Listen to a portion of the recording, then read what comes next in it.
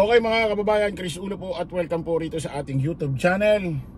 Okay mga kababayan, pag-usapan ho natin, update ho tayo rito sa ginawang pagsampa ng kaso ho ni General Torre dito ho sa dating presidente ho ng ating bansang Pilipinas. Walang iba ho kundi ho si Digong. O syempre dati nating naging presidente yan sa kasamaang palad, di ba? Ito mga kababayan, matindi ho itong ginawang pahayag ho ni General Torre sa isang interview ho dito sa may isang programa ho ng ABS-CBN, na kung saan, panoorin mo to, pakinggan mo ito Digong, ha? Sana mapanood mo itong video nito, na kung saan tignan mo at tanuhin mo na kung paano kayo magkikita ni General Torre sa korte. Palaban talaga ito si General Torre mga kababayan, talagang hindi tinantanang ito si Digong. Sabi ko nga sa inyo, ngayon lang ako nakakita, nakarinig, nakabalita na kung saan na isang pulis ganito talaga magbigay ng pahayag laban ho rito kay Digong. Wala pang ganito. Talagang palaban ho ito si General Torre. Sabi ko nga, sa ating henerasyon ngayon, ang nakikita ko talagang magiting na pulis ngayon, palaban, matapang, at may puso para sa mamamayang Pilipino. Ito si General Torre. Kaya nga sabi ko, pag ito retirado na, sayang ang sayang ang naging karakter ito sa pagiging pulis. Dapat ito ma-appoint sa isang ahensya ng gobyerno, diba? Pwede ito sa DILG.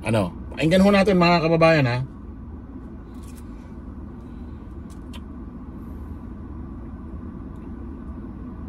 Very good morning po and welcome to Balita Patan with Peter Enriquez, sir. Good morning po sa inyo, sir, at good morning po sa inyo mga tagapakinig. Good morning, General. Thank you po again. Good morning, ma'am.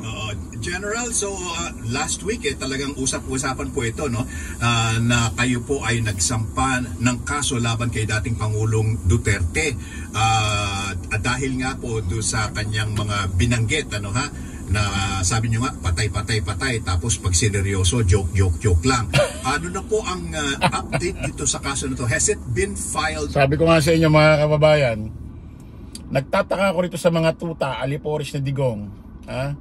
Lalo na ito sila Bato, sila Robby, na joke lang daw ito, joke. Bakit kaya nila dinidepensahan si Digong na joke lang yung sinabing pasasabugin at papatayin nila yung 15 senador? Mismong ito nga si Digong, wala namang sinasabing joke. Diba? At ito pa nga sinasabi ko sa inyo. Bakit kapag ka magsasalita, gagawa ng pahayag statement ito si Digong, na kung saan mabubutasan sila, masisira ang kampo nila dahil sa sinabi ni Digong, at pwedeng makasuhan si Digong dahil sa ginawa niyang salitang ganon. Pagka ganon ang sinabi ni Digong, joke lang. Pero kapag nagbitaw ng salita, paninira itong si Digong kay PBBM, wala silang sinasabing joke lang ito. Narinig nyo na bang may sinabi paninira si Digong kay PBBM at nag-react sila na huwag kayong maniwala sa sinabi ni Digong, napag ako sa kay PBBM, joke lang yun? Meron ba? Ano ibig sabihin nito? Kapag nagsalita si Digong na po pwedeng ikakasira nila, sasabihin nila sa taong bayan, joke lang yan, parang hindi na kayo nasanay kay Tatay Digong. Pero kapag nagsalita naman si Digong paninira lamang kay PBBM, hindi joke, totoo. Kita mo, nagsalita si Digong na yan dating general na senador ngayon, si Bato de la Rosa, death squad yan. Siyempre kakabutas, kakasira ni Bato yon. Ano sabi ni Bato? Parang din na kayo nasanay kay Tatay Digong, joke lang. Pero na sinabi ni Digong na ito si PBBM, addict, drug addict, bangag, yung pangalan nasa listahan ng PDEA, meron ba nagsasabi sa kampo nila, huwag niyong paniwalaan yung sinabi ni Digong kay PBBM, joke lang yan? Meron ba? Wala. Ulit natin. Been filed already, General? Well, it is still undergoing the case beat-up, DC-20. At meron pa nga isang bagong batas na idadagdag doon sa mga na-violate. Yung meron doon, kasama doon yung indalay joke. So, nag-aaralan namin lahat ng mga pwedeng buong kaso regarding that matter. Okay. So, tama po ba na nasa fiskalya na or about to be filed pa lang po? Sa ngayon kasi may bago circular ang ating Department of Justice, yung DC-20 para sa case build-up. Bago isang pa sa piskalya, yan ay dumadaan sa evaluation ng isang team para mapapalakas at nagkaroon na mapataas ang certainty of conviction na tinatawag. Opo.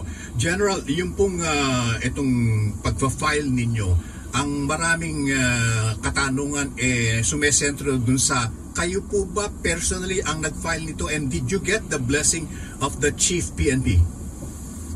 Well, first and foremost, ang pagpa-file ng kaso na yan ay nasa ambit ng trabaho ng CIDG, ano? Because it is a violation of law, and sa tingin namin it has a magnitude na hindi kayang resolbahin ng mga ordinary frontline police station sa baba. So, I believe na yan ay talagang para sa CIDG, at dahil dyan, ako mismo ang tumayo na complainant dyan. Sapagkat nakita natin na ang tao naman nating inasunto, mataas din naman ang estado. Kung kaya para pag magkita-kita kami sa korte, ako ang complainant, kumuha siya ng magaling na defender sa kanya. I like it. Ang lupit ng pahayag na yun, ano? Isipin mo nga nagsampa ng kaso. Si IDJ, si General Torre. Ang complainant, siya rin. Kumbaga pag nakita-kita sila sa korte, ang makikita rin ni Digong, si General Torre. Maghanap ka na raw ng magaling na abogado, Digong. Nako, mayayari ka rito. Tuloy natin. Yun nga po yung unang pumasok sa isip ko nung nakita ko po ang inyong ginawa, General. Ang tapang po ng inyong ginawang pronouncement, dahil nga po, kayo rin po ay nasa posisyon. Hindi ka po ba natakot na baka mamaya what you're doing now might cause you harm sa iyong career, sa iyong pagtakbo bilang maganda lang nga po ang inyong estado ngayon sa PNP?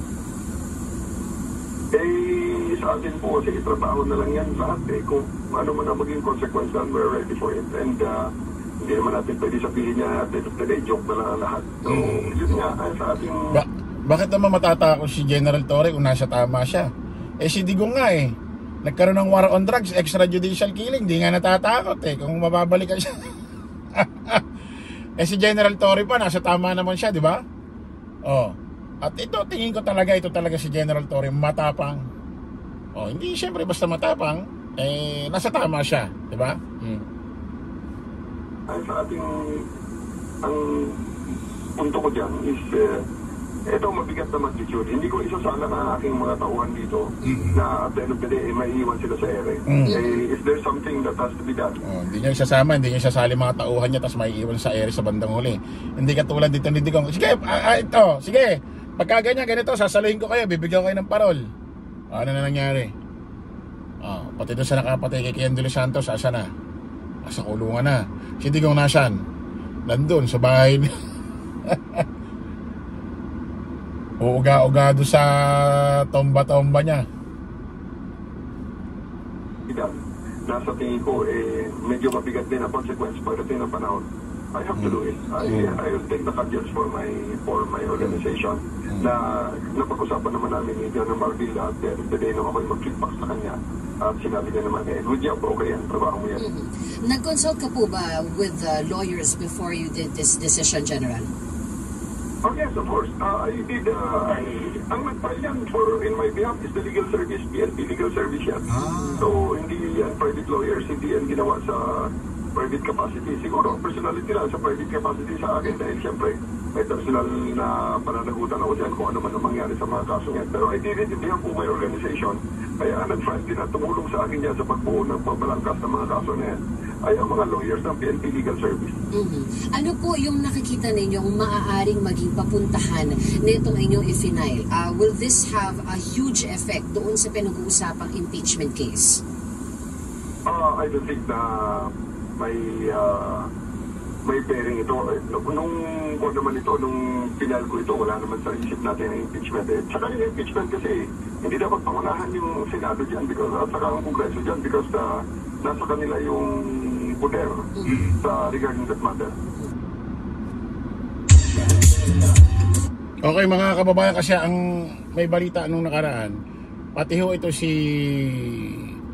kasi di ba yung isinampang impeachment case laban kay BP Inday Sara Duterte. Iba't ibang kaso. Ganito ganyan. Meron yatang isang case doon na kung saan ito si General Torre sasalang ho, payag ho siya maging testigo. Palakpakan natin si General Torre. General Torre, saludo po. Salute. Okay, maraming salamat po mga kababayan. Kita-kita ulit tayo sa panibagong live, panibagong vlog. Lagi mo natin tatandaan doon, follow the majority, follow the right way. Maraming salamat. Kita-kits po tayo ulit. Bye-bye.